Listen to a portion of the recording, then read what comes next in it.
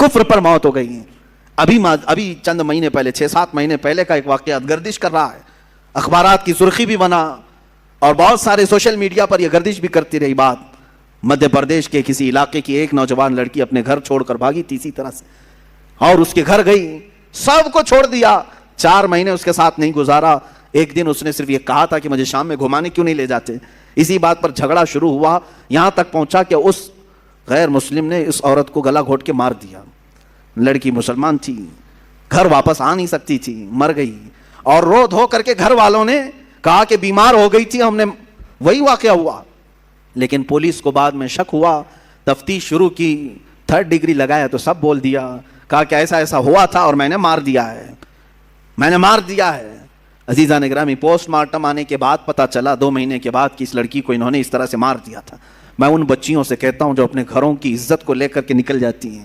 آج میں اسی بات کی طرف آنا چاہتا تھا. آؤ تمہیں میں مثالی خواتین کی وہ زندگیاں بتاؤں جن کے اوپر مکہ والوں نے مظالم کے پہاڑ ڈھا دیے. کیا نہیں کیا. اس سیدہ سمیہ کو لاکھوں سلام, جن کو گھر سے گرفتار کر کے مکہ کے کافروں نے بیچ بازار میں لایا اور گھوڑے کی ٹانگوں سے باندھ دیا. کہا سمیہ چھوڑ دے اپنے دین کو. اگر خواہشات ان عورتوں کے دلوں میں بھی ہوتی تو چھوڑ دیتی. مکہ کے بڑے بڑے رئیس ان کو اپنانے کے لیے تیار تھے, بڑے بڑے پیسے والے اپنے لیے اپنے گھر کو ان کو بلانے کے لیے تیار تھے. سیدہ سمیہ اس وقت بھی احد کہتی رہی, میرا اللہ ایک ہے, میرا اللہ ایک ہے, اس کے علاوہ میں کسی بات کا اقرار نہیں کروں گی. ان کو اتنا مارا سیدہ سمیہ کو, ابو جہل خبیث مردود نے ان کی شرمگاہ پر نیزہ مار کر کے انہیں شہید کیا. تمہیں معلوم ہے پوری اسلام کی تاریخ اٹھا کر کے دیکھنا, اسلام میں سب سے پہلے شہید ہونے والی اگر کوئی ہے تو سیدہ سمیہ ہے. وہ عورت ہے جنہوں نے جان پیش کر دیا, دین نہیں دیا, دین نہیں بیچا.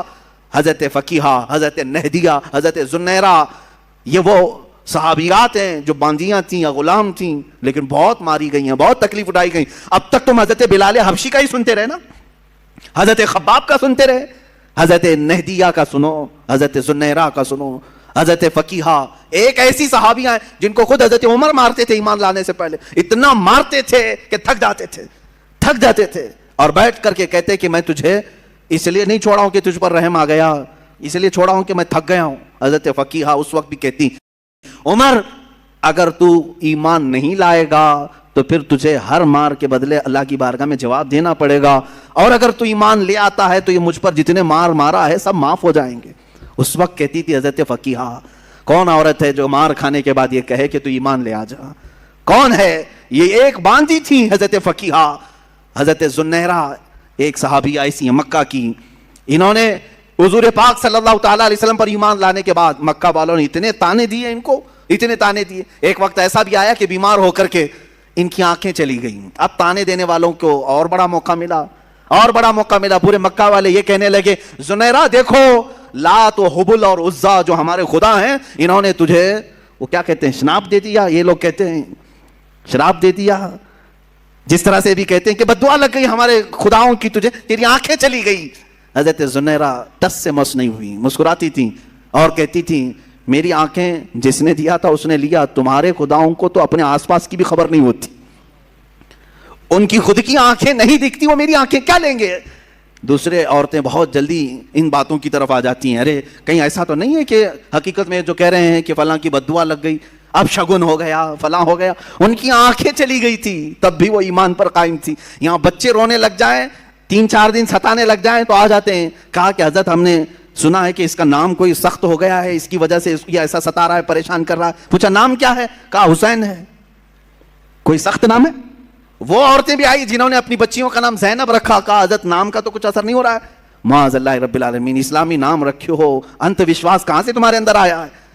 ہاں برے نام اگر رکھے ہو تو پھر بدلو, لیکن اسلامی نام اگر ہیں تو بیماریاں تو آتی جاتی رہتی ہیں. ناموں سے بیماری اگر آنی ہوتی, ناموں سے ہی جانی ہوتی تو شاید ساری دنیا والے ایک ہی نام رکھتے, آج ایک ہی نام رکھتے کہ ہاں جو صاف ستھرا ہو, جس نام سے کبھی بیماری نہیں آتی, سارے لوگ وہی نام رکھتے. ایسا نہیں ہے, یہ اس طرح کی اندھی عقیدتیں جو داخل کی گئی. حضرت زنیرہ یہ صحابیہ سے ہمیں ملتا, آنکھیں چلی گئی تب بھی وہ ایمان پر اس طرح قائم تھی اور کہتی مجھے ایمان لانے کی وجہ سے آنکھیں نہیں گئی ہیں, تمہارے خداؤں کو آس پاس کا ہوش نہیں ہوتا, وہ میری آنکھیں کیا لیں گے.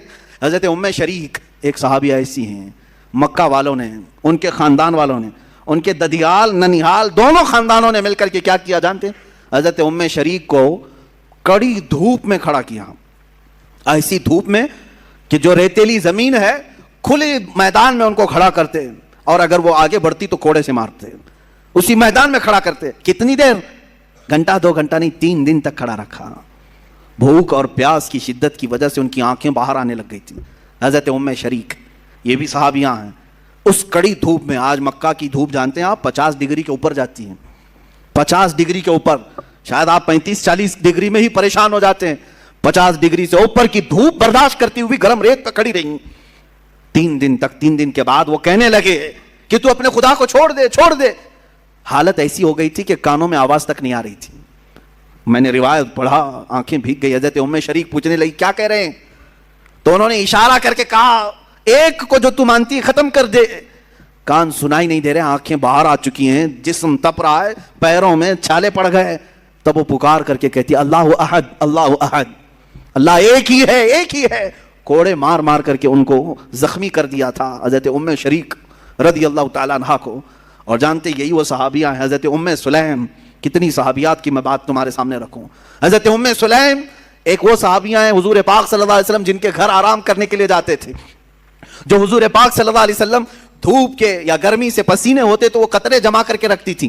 یہ حضرت انس کی ماں ہیں جنہوں نے حضور کے پسینے کو جمع کر رکھا خوشبو کے لیے, اور روایات یہ بتاتی ہیں ان کی 7 پشتوں تک وہ خوشبو آتی تھی.